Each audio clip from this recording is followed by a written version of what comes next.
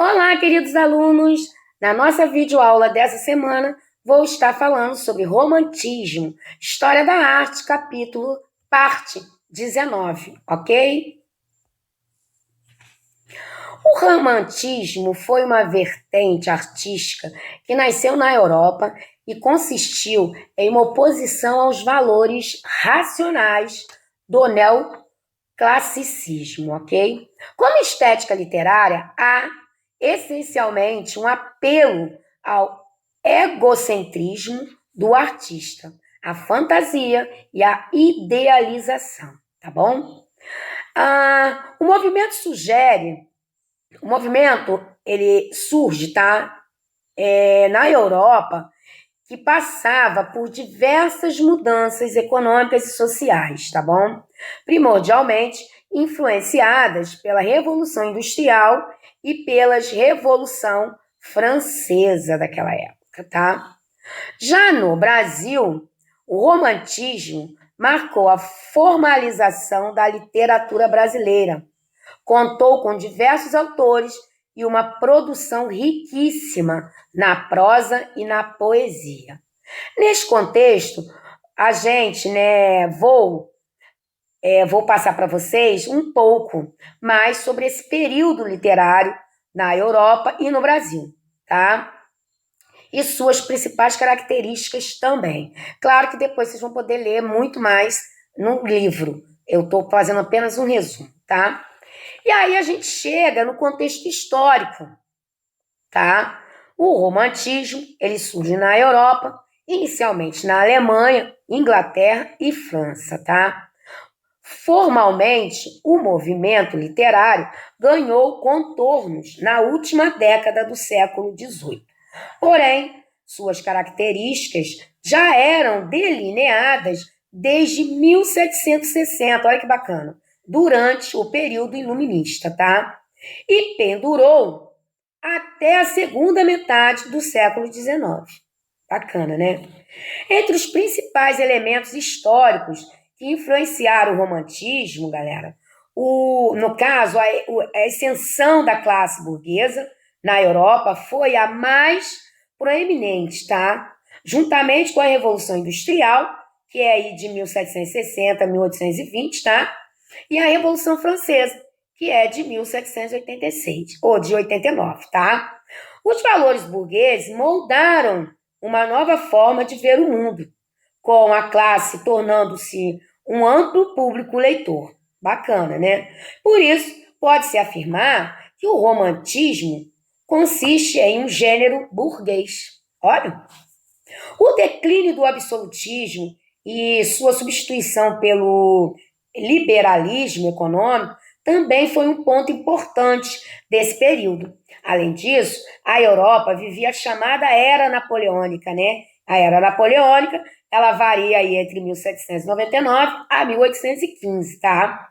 A qual ocorreram mudanças no centro de poder econômico do continente, tá?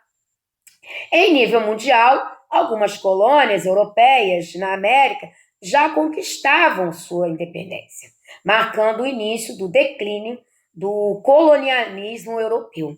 Então, foi aonde caiu essa questão do colonialismo europeu, tá?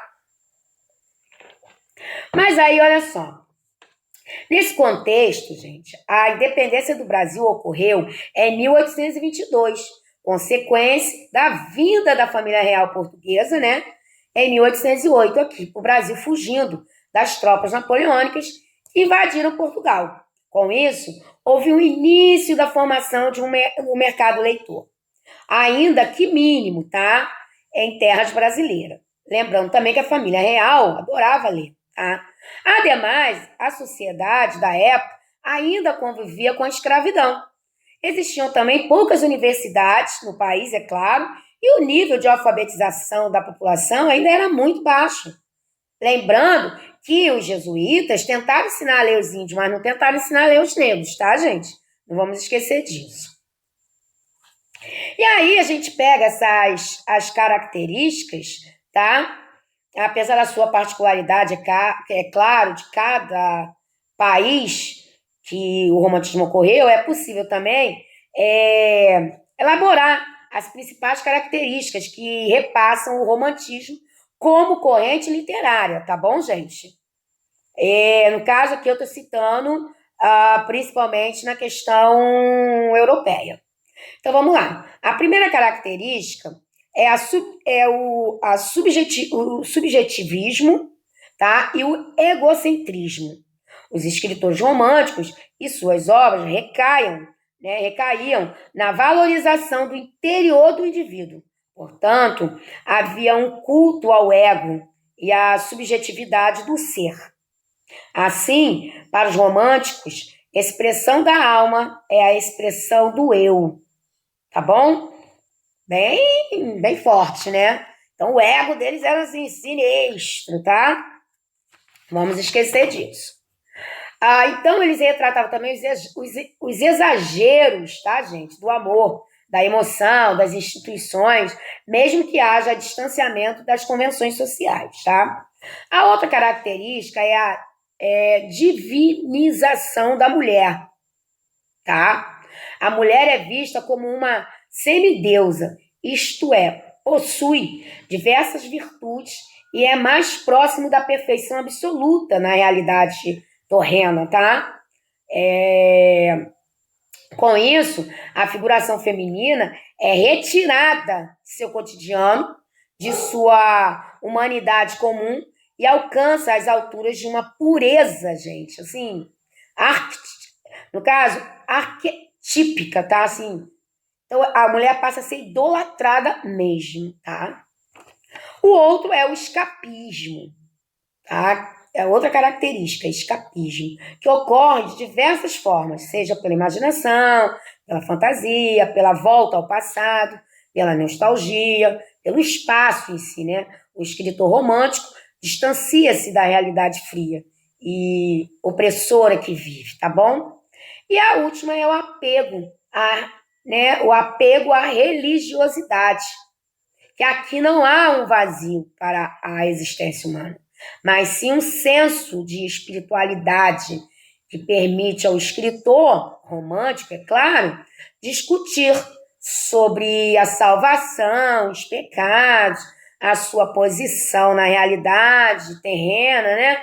Ao contrário do arcadismo, a religião cristã ganha força nesse contexto. Olha que bacana, né?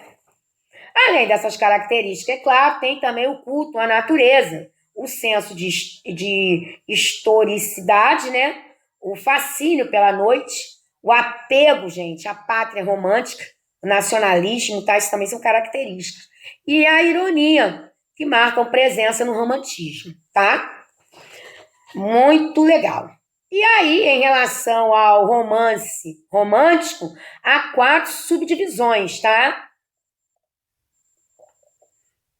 Porque quando a gente for falar de romance aí romântico, ele é dividido em 4 subdivisões. Então vamos lá. A primeira é prosa social urbana, que o foco é o dia a dia da burguesia, seus costumes e sua estrutura social. A segunda é a prosa indianista. O indígena é o protagonista e uma alusão ao cavaleiro da Idade Média, tá? Ocorre especificamente no Brasil e na América, tá? Essa prosa indianista. A terceira é a prosa regionalista, né? Que substitui os temas universais por temas regionais com foco na cultura de determinado lugar, tá bom? E por último, aí a quarta e a última é a prosa histórica, que retrata, é claro, né, gente, o passado histórico. Pode ter características indianistas também, tá bom? E aí, a gente vai falar agora dessas fases do romantismo, que é muito bacana, é bem grandinho, mas depois vocês podem ler mais curiosidade no livro, tá? Em relação ao romance romântico, há 4 subdivisões, como eu falei. Mas o romantismo ele foi uma escola muito ampla na literatura. Por isso há uma complexidade latente, tá, gente? Ao subdividir esses períodos. Entretanto, também mesmo possuindo ampla variedade de produções em diversos países, é possível, tá, apresentar três grandes vertentes em termos de conteúdo desse romance, tá? O primeiro é o romance sentimentalista, que é um período de transição na qual o sentimentalismo típico do romantismo começa a repassar, né, a sobrepor os valores nacionais, racionais, tá? Nessa vertente, o subjetivismo, tá, exacerba, né, o apelo às emoções e aos sonhos, tá? E o amor inatingível, gente, são características fundamentais, tá bom? O principal representante é o escritor alemão Johann Wolfgang von Goethe, tá? Ele é o principal desse movimento. O segundo é o ultrarromantismo, tá? É o ultrarromantismo. Representa a crise de valores que ocorre, né, que ocorria na Europa no século XIX.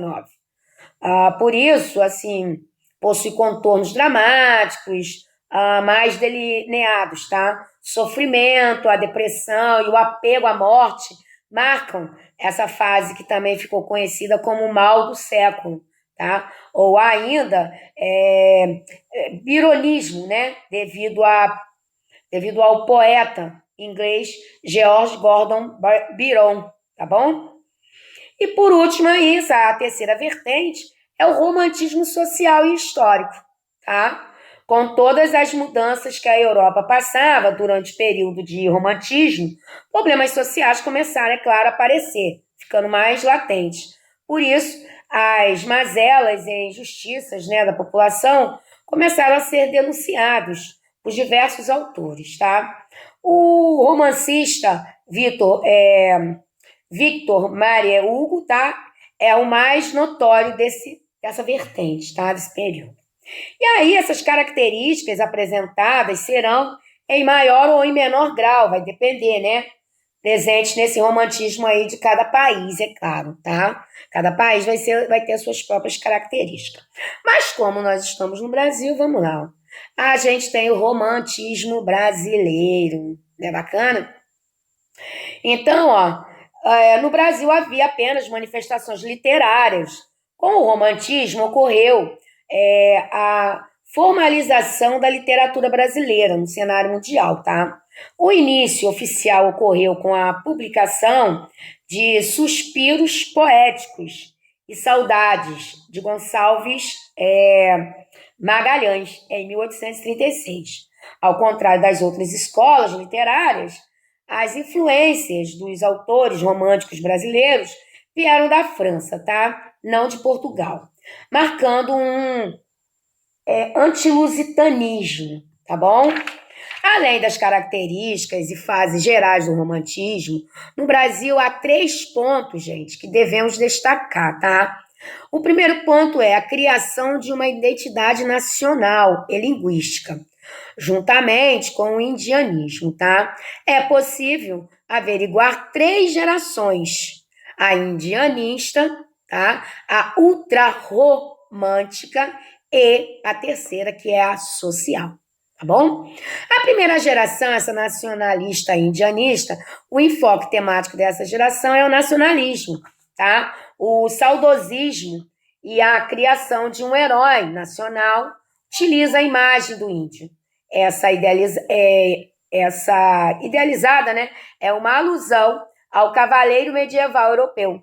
Além disso, a pátria é exaltada, tá bom? O principal artista desse período, os três principais nomes, né, claro, desse período, é José de Alencar, na prosa, Gonçalves Dias e Gonçalves de Magalhães, na poesia, entre as diversas obras escritas por eles, tá bom? Está aí Iracema, o primeiro Contos, tá? Entre outros, tá bom? A segunda geração aí, a gente tem a ultrarromântica, né? Que é o contrário da geração anterior, em que o romantismo sugere como grande tema, na segunda geração, a um caráter confessional, influenciado pela literatura do inglês Lord Byron, tá? As principais características são o egocentrismo, o pessimismo, o tédio constante e a exaltação da morte, humor negro, né? A terceira e última aí a gente tem a geração condoreira. Se a primeira geração tinha um caráter nacionalista e a segunda um enfoque individualismo, a terceira é conhecida pelo engajamento político e social, tá? Ademais, o amor aqui é concretizado e não apenas idealizado. Há a preocupação, gente, com a figura do negro. Ó, que bacana! E a consequente necessidade de uma política abolicionista, tá? Em termos estéticos, a hipérbole e a criação de imagens vividas são as características primordiais. Os principais autores desse período, a gente tem aí o Castro Alves, o Joaquim de Souza Andrade, são os principais nomes, tá bom? E aí, entre as suas obras está o Navio Negreiro, de Castro Alves, tá? Além das obras citadas aí, ó, a gente tem o tráfico, nessa questão do tráfico negreiro, a gente tem também uma das gerações que é importante salientar aqui nesse romance, né, a Senhora de José de Alencar, Moreninha, de Joaquim Manuel Macedo, A Escrava Isaura, tá, de Bernardo Guimarães, Memória de um Sargento de Melícia, de Manuel Antônio Almeida, e Úrsula, né, de Faria. Gente, é muito autor bom que nós temos aí, tá bom? Então, é muito bacana e gostei muito desse tema. É claro que no livro você vai ver aí a fase da música romântica, né, o teatro romântico, mas o que eu tinha que falar e as principais características que eu coloquei aí para vocês rápido, simples, tá bom? E aí eu separei mais atividades, tá? Que é para vocês estarem fazendo aí no caderno. Qualquer dúvida, videoconferência na sexta-feira, tá bom? Então, ó, força e fé, grande beijo, cuide-se, continue cuidando da família também. Tchau, tchau. E